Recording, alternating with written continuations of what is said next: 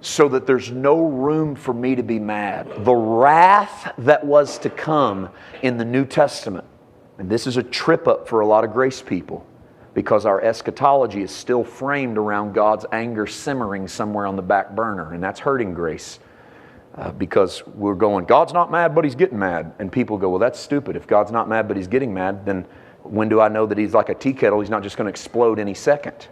Because our eschatology has God. And the New Testament's always saying, you'll be saved from the wrath to come.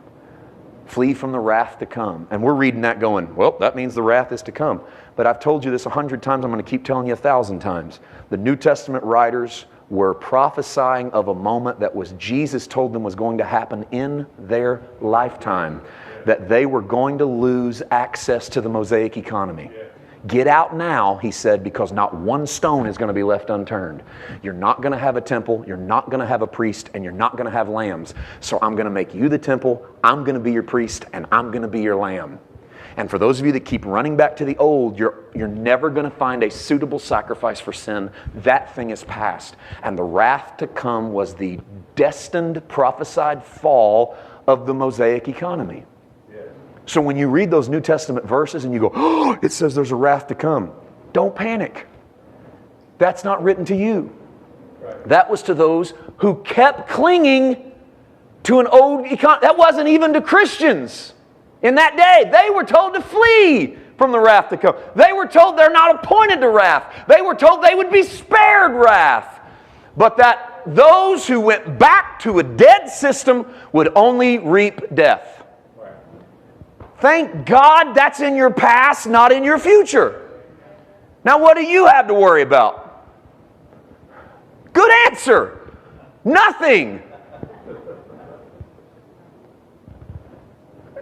Does that mean life's perfect? You didn't have to be around 5 minutes to figure out that life's not perfect. And you don't have to be around 5 more minutes to figure out it ain't getting perfect either. That's the way that people are and that's the way life is. That doesn't mean we give up on the kingdom spreading through our lives, because I'm not giving up. I believe that God is changing the world through the finished work of His Son. I believe that we can see a day when the world begins to change even more through the finished work of His Son. Not proselyting people into becoming a part of our church or giving up their religions or all the other stuff we always sit and fight about, but releasing into the world kingdom possibility. The allowance of Jesus to be Jesus, for the knowledge of the Lord to cover the earth as the waters cover the sea. And I believe we're living in that hour. Oh, I'm not saying there's not a fulfillment, a futuristic thing that's going to come. I don't have all that nailed, because guess what? I'm only alive in 2013. I don't know what's coming down the pipeline in 2020. I don't know what's going to be here in 2050. I plan on being here, but I don't know what's going to be here. But I do know that it's all in His hands. And I know that my daddy ain't mad. And I know that when that day comes around, the kingdom is going to be just as powerful as it's ever been. And by God's grace, it is going to be spread even greater. His anger was temporary, so that His favor could last a lifetime. Now that was a big hurdle we needed to clear. And I know it took 3/4 of my sermon to clear it. But I think the reality of that setting into your heart will release the freedom for favor in your life. Because you'll start to realize, if God's not angry at me, then I'm going to believe God must be in love with me.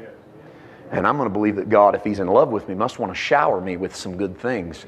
And I also believe He doesn't expect me to pay Him back. He just wants me to rest in favor. And I want you to realize that the moment you begin to do that, things begin to change in your life, to where God, who moves in on the inside, begins to develop you into a new creation, and things a whole new world opens up.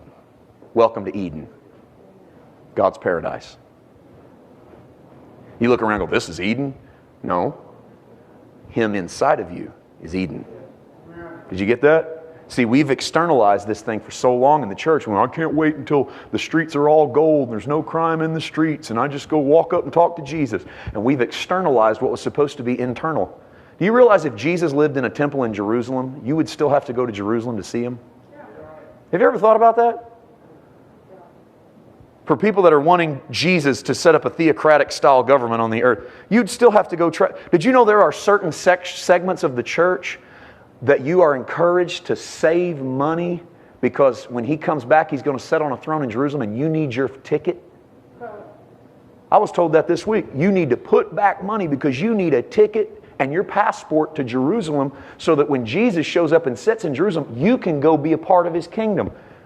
Ladies and gentlemen, Jesus died, resurrected, and ascended so that He could bring the kingdom to you. Not so that He could bring the kingdom to Jerusalem and you could jump a first-class ticket and come and sit next to Him. What in the world? Favor lasts a lifetime now. It starts now and it's yours. And the kingdom is alive inside of you. Thank God for Jesus.